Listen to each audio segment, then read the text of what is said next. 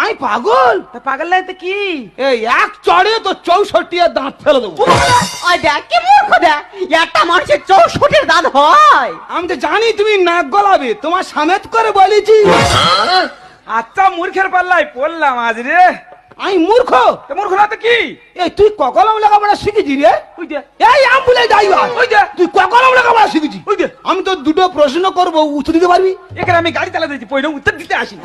আর তুই আমার মূর্খ বললি কেন? ঠিক আছে বল বল তোর পয়না বল। দুটো প্রশ্ন বল। প্রথম প্রশ্ন, হ্যাঁ 10 টাকা চালের কেজি হলে ফটিকির মার নাম কি? ও মারে এ কি প্রশ্ন, ও মারে এ কি প্রশ্ন, এই প্রশ্ন তো আমার বাবার জীবনে আমি শুনিনি। তুই শুনিনি? আমি শুনিনি, বল। এ 10 টাকা চালের সঙ্গে ফটিকির মার কি সম্পর্ক? সে সম্পর্ক আজ আমি বলবো না। মাইদা তোর কাছে হাত জোড়ো করে অনুরোধ করছি, এ পয়না আমার পক্ষে উত্তর দেওয়া সম্ভব না, তুই দ্বিতীয় পয়নাটা বল। হ্যাঁ, মাথা হ্যাট করে হার স্বীকার কর। কি মানুষ রে। তাহলে দ্বিতীয় পয়েন্টে যাচ্ছি। বল। যে গুণ করলে কত হয়? মাথা ঘুরবে। এ দা জল আছে কেন? একটু মাথায় দে দেন।